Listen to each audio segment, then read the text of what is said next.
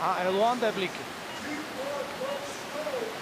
To si ešte pamätá Tonyho Estangeta, tak vidíme tam aj tie spoločné črty v tvári, ale určite aj tie črty jazdných vlastností na vode. Krásne otočená jednotka, krásne otočená dvojka. Takže vidno Estange, či kajak, či kanoe, jemu je to v podstate jedno, dokáže byť favoritom aj v jednej a druhej súťaži.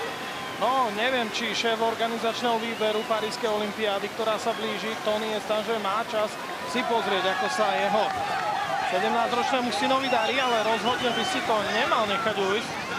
Ale na osmičke zasvietila 50-ka, prvá v dnešnom finále. Priznám sa, že som ju úplne nezaregistroval.